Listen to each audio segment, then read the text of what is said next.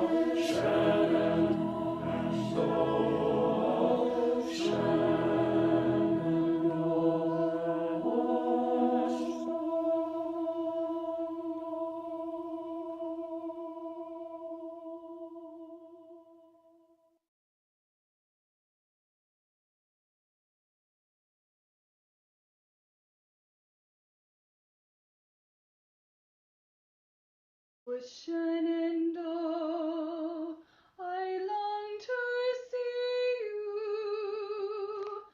and hear your rolling river. O Shenandoah, I long to see you.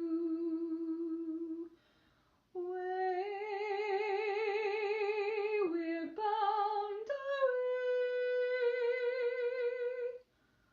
across the wide Missouri. I long to see your smiling valley and hear your rolling river. I long to see your smiling valley, where we're bound away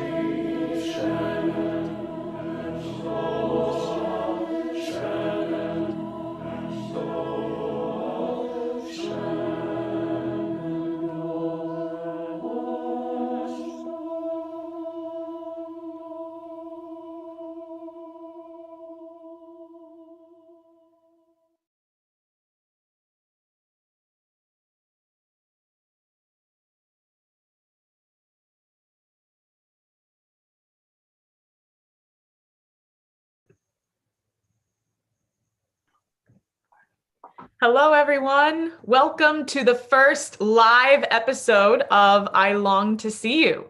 I'm Joanna Armstrong, alumna of Southern Virginia University, and I'm joined by Dr. Kyle Nielsen, who is also an alumnus and head of the choral program here currently. We are fortunate to be joined by Dr. Keith Bradshaw today, who was the founder of the music program at Southern Virginia University. How are you doing, Dr. Bradshaw? I am very well, thanks. How are you? Doing well. We're so glad you're here with us. It's a pleasure. Excellent. A little bit of background on Dr. Bradshaw. He currently serves as the Associate Dean of the College of Performing and Visual Arts and Professor of Music at Southern Utah University. And there he teaches courses in music theory, aural skills, analysis, composition, and orchestration. He received his PhD in composition from the University of Minnesota. Go Golden Gophers. And he received his bachelor's and master's of music from Brigham Young University. Before coming to Southern Utah, he founded the music program at Southern Virginia University, and he also served as the chair of the Division of Arts. Compositionally, his music is contemporary but accessible and has been performed nationally and internationally. He has received numerous commissions and awards for his compositions, including a fellowship from the McKnight Foundation, 2 commissions from the Barlow Endowment, and winning the National Welcome Christmas Carol concert from the American Composers Forum. He is currently a composer in residence with the Orchestra of Southern Utah. In addition to composition, Dr. Bradshaw is the founding director of the Red Rock Singers, a mixed choir of 40 voices in Cedar City, Utah, and has conducted various college and community choirs. Dr. Bradshaw, again, welcome. We're so lucky to have you. To start us off, can you tell us a little bit about your background in music and what sparked your interest in choral music, in composing? I grew up in a musical home. My father was a composer, and my mother was a singer. She taught us piano. So our family was pretty musical. We all took the mandatory piano lessons. I discovered after about 2 months that it really wasn't all that fun. And I had to persevere for another 6 years before I convinced my mom to let me get out of taking piano. And at that point, I was playing trumpet. My experience with choral music really didn't start till high school. I mean, I wasn't completely. I'm sure I sang and sang well in the elementary school choirs, but really starting to fall in love with choral music probably started in high school, my junior year, where I was in our concert choir and our madrigal singers. And then in college, I was in Mac Wilberg's first concert choir at BYU, and then moved on to BYU Singers as their composer in residence, and sang with the choir under Ron Staley. And that's kind of how the choral thing all got started. I took choral conducting from Ron Staley and thought, this is pretty useless. I'm never going to do this. And the things I'm using now are things I learned in that conducting class from Ron Staley, and they've been very helpful. At some point, I started conducting. I think there was a state choir that I was asked to conduct, and I thought, I kind of like this, and maybe I ought to think more about this. And then when we moved to Southern Utah, I started, when I got the job at SVU, that was one of my jobs, was to conduct the choir. I actually had conducted a little bit with the Southern Utah Heritage Choir in St. George. And so it wasn't completely foreign to me, but it was a stretching experience to be the director of the chamber choir. So that's kind of how it all got started. I majored in music. My real desire was to teach, and composition was kind of secondary. And I've kind of gone back and forth on that. Sometimes composition seems like maybe I should just stick with composing, and other times it's maybe I should just give up composing and teach. So it's been good both ways. I've been able to do both to some degree, but that's kind of how it all started.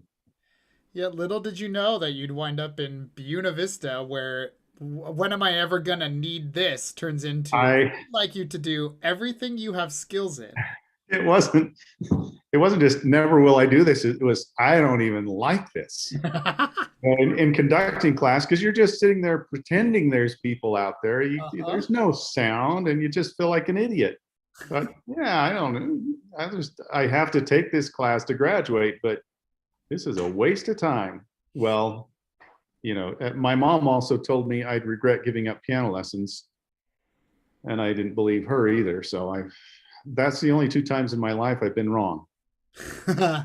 Well, as someone who also followed the why do I have to take piano lessons to trumpet around to choir path, Yes. I was able to talk my mother out of piano lessons, and I regret it. So I call Yeah. myself at best a mercenary pianist these days. Fortunately, I married a pianist, so I can use her. That's all you need. That's a savvy move. Savvy move on your part. Yeah. So you did your is it DMA PhD at PhD. Minnesota, Yeah. and then you got to that dreaded moment that I just experienced recently of the okay, I'm all out of degrees now. I have to get a job somehow. Face the music. And so I of course I did this process with like the Chronicle of Higher Ed website and higheredjobs.com and all those sorts of things. College Music Society. Yeah. Probably not your experience when you were looking for work, maybe the early days. So how did you find out about, I'm assuming then, Southern Virginia College? It was Southern Virginia College. It was 2 years old. I found out about it, I don't even know, through a friend, I'm sure. Yeah. I know. It was someone in my ward who was my brother's friend, actually, who had gone out to Southern Virginia to interview and see if he wanted to work there in English. And they mentioned they were looking for a music professor because this choir had started up, and they thought music was one of those areas they really needed to have. And so he mentioned it to me, and I thought, oh, why not? I was on a 1-year appointment at Southern Utah University, and kind of hoping it would continue into a full-time position. And when it didn't, I was very happy that SVU had come up with the job offer. So it all worked.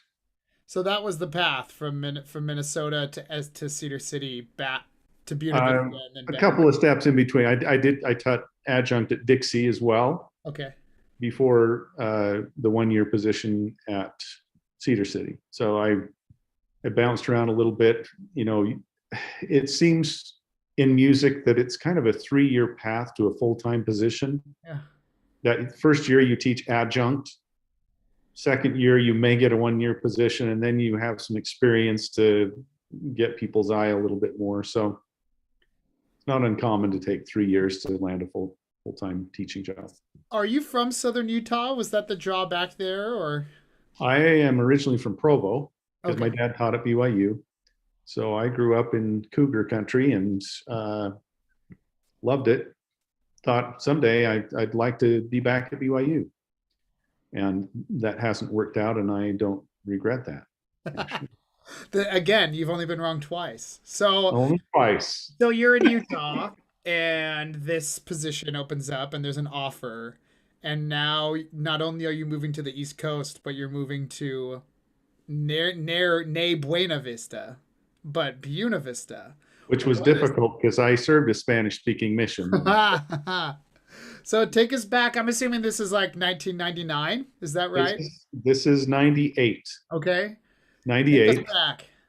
Well, So I'm teaching at SUU, and they're expecting a position, and the faculty is planning to have me stay on, but the chair had other ideas. And I got the offer from Southern Virginia, and I went in and told the chair and said, I just want to make sure what's happening here. And he said, I'm meeting with the provost tomorrow, and I'll be able to let you know. And so he came back and he said, we're getting one position and we need a percussionist. And I said, well, that makes my decision very easy. Thank you. And called up Kirk Fossen, who was the provost at the time, and said, I'll take the position. And that was during spring break here, and the faculty came back and were rather unhappy that all that had transpired without their knowledge or input. But the problem was my wife is a fabulous accompanist, and they wanted to keep her here. They didn't, I was a bonus, but it was my wife they really wanted. Pianists around the world. Yes.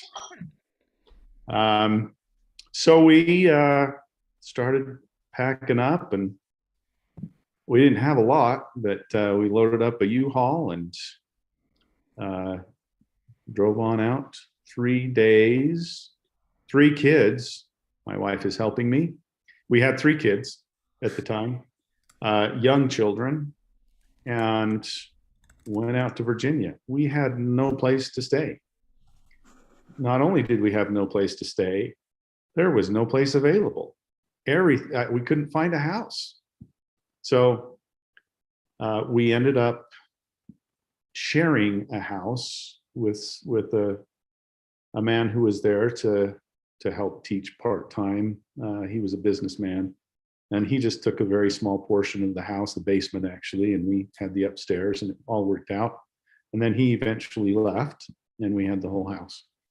But it was, it's risky just pulling up roots and leaving when you have no idea where you're going, what you're doing. So it all worked out. Eventually we built a house in the Ridgefield subdivision, which was gorgeous, and loved it, and figured we'd be there forever. Okay, I've been wrong 3 times. I have distinct memories as a little girl of playing with your daughters and and visiting with that way. So I was very lucky to have you as a kid. Sad that you all didn't stay around longer, but I'm curious to know. So, Joanna, you're breaking up on me. Are you, Kyle? Is she breaking up on you? She's breaking up on me too. We'll see when we get her back, hopefully soon. But I'm pretty sure she was gonna ask. Well, for starters, as we transition here, I unfortunately understand the feeling of moving without knowing where you're gonna live. Some things about Buena Vista have not changed in almost, I guess, what is that, 22 years since you went through that journey. But so you get here, and there's, I don't know about an existing infrastructure per se, but there's at least the student-led choir, right? With that Dallas had just started the year or 2 before. We heard on the first episode of the podcast that Kindy, then Dixon, she told us a story about them singing at the opening of the flood wall and finding some vests in an attic and these sorts of things. So tell us about it. That you get here, is that it? And your task was starting everything else, or was there more than that? Or that's pretty much it. The student run choir was pretty much it. So I had to develop curriculum right from the beginning, and get everything up and running, and hope students took the classes. And we started out fairly basic with general education and the beginning music theory classes to start a major, and went from there. It was, I wasn't unfamiliar with music curriculum, so I just kind of copied what I knew, and turns out they were pretty good decisions as far as curriculum goes. Yeah. So it was a lot of work. And, I was doing everything from directing choir to teaching all the classes, in teaching voice lessons and piano lessons, which I have no business teaching. And He says while looking up at his wife. I looked at my wife, who's going, yeah, she has no business doing that. I did teach class piano, though, at Southern Utah University in my one-year appointment. So I am an experienced piano teacher. So we also, on that same podcast episode, the first one, was a general sentiment of everyone from all the alumni from all of the eras that we've been kind of jokingly defining by their color scheme of when they went to school. They discussed how, back when I was there, we were all pioneering something.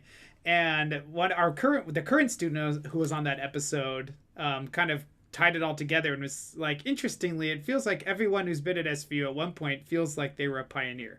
Pioneering something, and they have been. You, my friend, however, were really pioneering. We were right at the beginning, and the whole flood wall thing was just kind of humorous. Because we were just beginning. I remember our first thing was to sing at what's the opening assembly? Present for Honor. I don't remember the very opening assembly, and so I got an arrangement of some hymn, and I don't even remember what it was, and we put it together really quickly, and they were amazed that we could even sing at that point. So, and I borrowed music from Washington and Lee because we had no money, and it was just it was a very interesting experience. So about how long was it until you had some reinforcements with you helping share the music load? I think I got Mark after 2 years. Mm-hmm. Like 2000, I believe. Something like that. And, he's the one who started the orchestra because we needed that. And helped contribute in some of the courses that needed to be taught. But there were 2 years where I was very exhausted. I'm still recovering. I want you to know, and Tracy, if you can hear me, is this your wife's name, Tracy? Yes, she can hear. Chat is clamoring for Tracy, and that the equation. Tracy. She's coming.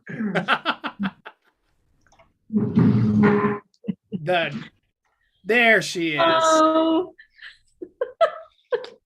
So I'm interested in your side of the story here, Tracy. We have 2 years. You've just moved to Virginia, of all places, in a town that has 3 old grouches on their sign.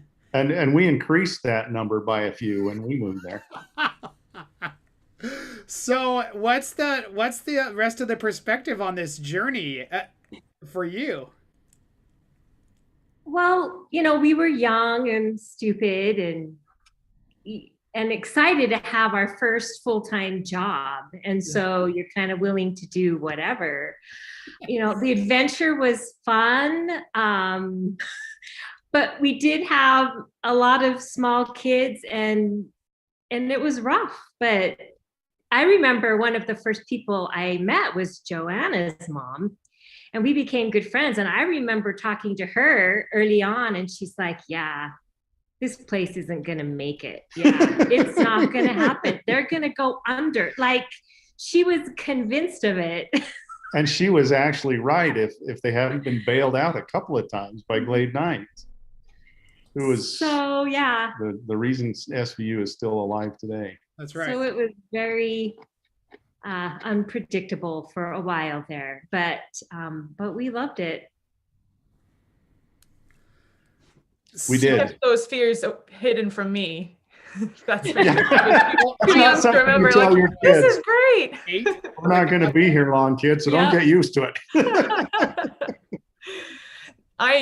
But I know, at least from hearing stories about time when I was a little kid, that there were some difficult experiences But in these challenging times, what miracles did you all see within the music program itself, or just in your time in Buena Vista with Southern Virginia? Oh, I think there were lots of small miracles and a few large ones. That first year after I was there, we didn't. The year before I got there, they didn't think they were going to make it through the summer, and they had to suspend paying professors, and they let them come and eat in the dining room so they wouldn't starve. And the year after, the summer after we got there, they didn't know how they were going to make it, and they were about $1 million short of surviving. And Glade Night saved our bacon. And the following summer, it was cutting. We were worried, but we made it. And each summer seemed to get a little better until it wasn't much of a worry after a while. But bless Glade Night for bailing us out. I mean, I think he didn't realize when he started this thing what it would require of him. And I think he's just wonderful for seeing it through rather than saying, oh, I didn't realize what this is going to cost, so I'm out, you know.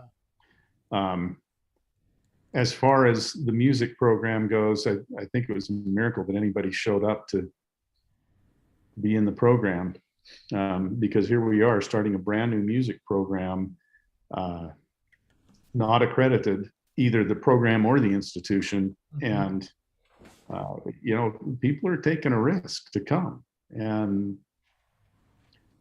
it was risky. And the choir, as I listened to auditions, I thought, it's going to be interesting. We've got some good voices, and we've got lots of okay voices. But I think by the time we worked together for a while, we had a pretty good sound. And they loved it. And as we went, we were able to take a few tours, and that really raised the level of the choir. As you know, that kind of cements a choir together. Yes. And just makes a huge difference in their sound. And the progress that we made was rather remarkable, seeing that my experience was fairly limited. And I remember Reese Reynolds saying, "So do you think we're one of the best choirs around?" I said, "No." "Why not?"